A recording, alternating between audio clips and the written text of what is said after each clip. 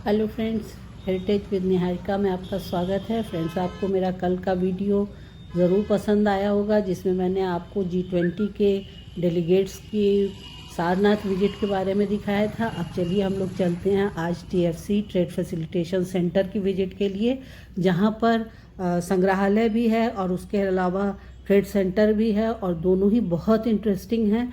और इवन वो रास्ता बहुत सुंदर है, हमेशा से बहुत सुंदर है। इसमें मैं ये नहीं कह सकती हूँ कि वो G20 के लिए इस समय सुंदर कर दिया गया है, क्योंकि जब ये बना था ना, तभी ये बनारस से बिल्कुल अलग लगता था। जैसे लगता था कहीं और आ गए हैं, बनारस में नहीं है। बहुत सुंदर था, बहुत शांत और बहुत ग्रीनरी उस समय भी थी। और जब ये प्रवासी भारतीय सम्मेलन हुआ तो इसका सौंदर्य और बढ़ा। तो तब कह सकते हैं कि दोगुना हुआ था और इस समय तो चौगुना हो गया है। बहुत ही सुंदर हो गया है। आप देख रहे हैं कि कितना सुंदर सब कुछ है। और पेंटिंग्स पहले से बनी हुई थी जिनको ठीक किया गया है, सिर्फ पेंटिंग्स पहले ही बन गई थी। ये 20 राष्ट्रों के आपको झंडे दिखाई दे रहे हैं जो लगाए गए हैं इस समय G20 के लिए। और स्वागत करने के लिए जो सदस्य आ रहे हैं, डेलीगेट्स आ रहे हैं, उनका स्वागत करने के लिए लगाए गए हैं।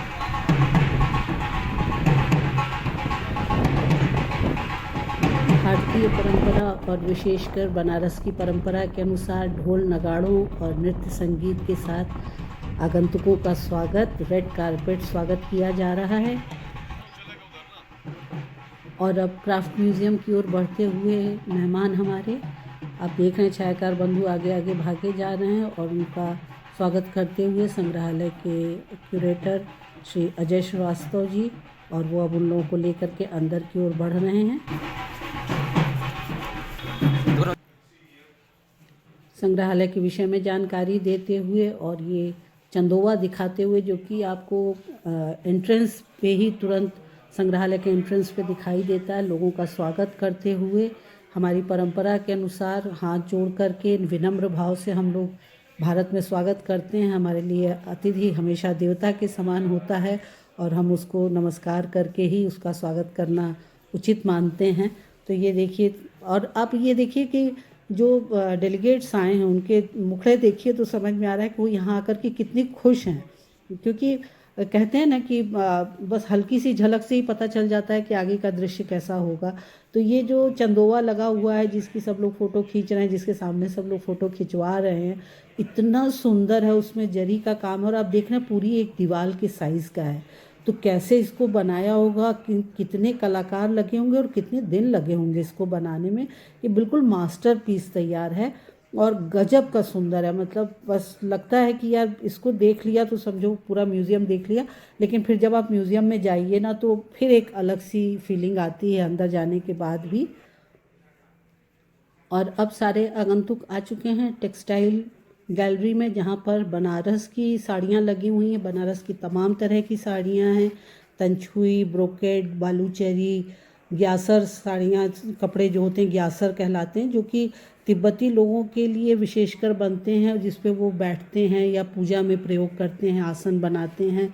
और साथ में अवध की जामदानी साड़ी भी है यहाँ पर। मोरपंखी साड़ी है, मोर के पंख से बनी हुई। जो मोर का पतला वाला पंख होता है ना, पंख के अंदर जो पंख होते हैं पतली पतली रेशे जैसे जो होते हैं, उससे बना हुआ कपड़ा यहाँ पे है।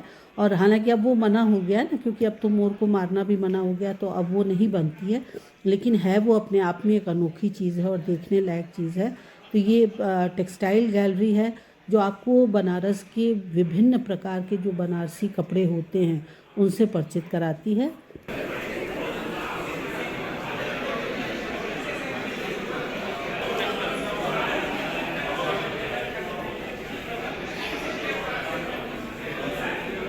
इन डेलीगेट को देखकर कैसा लग रहा है कि ये किसी विशेष चीज़ की तलाश में है, कुछ वहाँ से सोच के आए हैं अपने देश से और शायद उसी को खोज रहे हैं।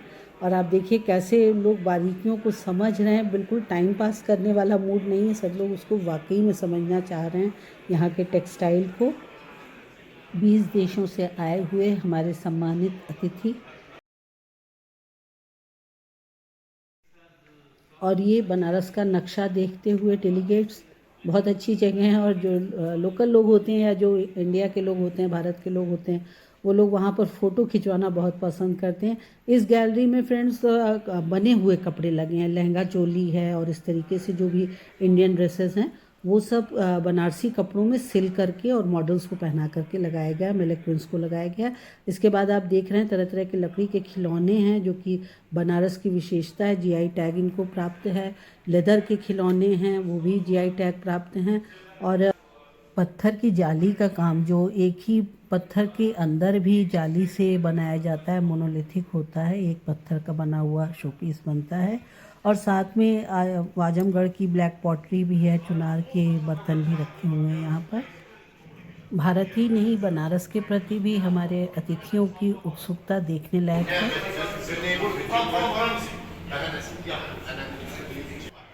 और अब जो आप देख रहे हैं फ्रेंड्स वो पंडित किशन महाराज का तबला है। यहाँ पर उस्ताद बिस्मिल्लाह खां की शहनाई भी रखी हुई है और जब आप यहाँ पे प्रवेश करते हैं इस गैलरी में तो आपको उनकी शहनाई की स्वर लहरियाँ भी सुनाई देती हैं।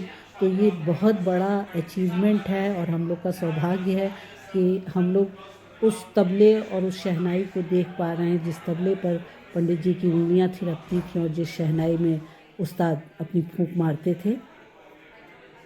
फ्रेंड्स, ये स्टूडेंट्स के लिए भी बहुत अच्छा है जो लोग म्यूजियोलॉजी पढ़ना चाहते हो, समझना चाहते हो ना, कि देखिए लाइटिंग भी कितने डिफरेंट ढंग से की गई है ना। यहाँ पर बिल्कुल से चकाचौंध वाली लाइट नहीं है, बस जो भी ऑब्जेक्ट है जिसको दिखाना है सिर्फ उसको बहुत अच्छा सा फोकस किया गया है और बाकी चारों तरफ बिल्कुल सूदिंग लाइट है।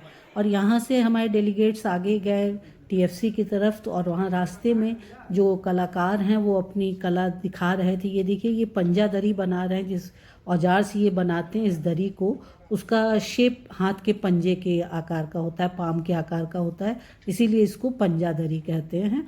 और ये बनारस की खास किस्म की दरी होती है।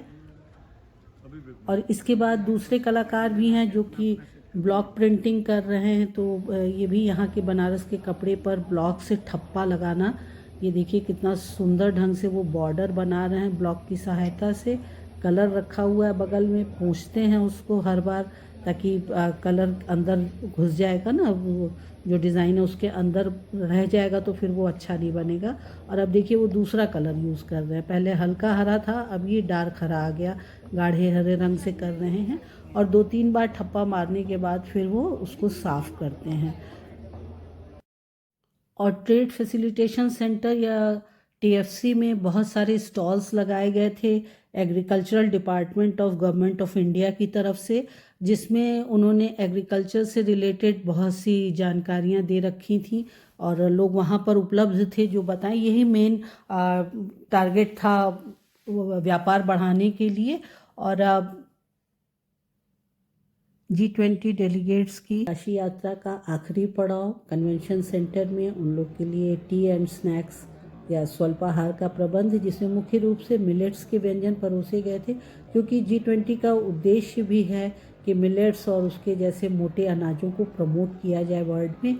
तो फ्रेंड्स, आपको ये जानकारी बहुत अच्छी लगी होगी और आपने बिना टीएफसी आए यहाँ की पूरी यात्रा कर ली है।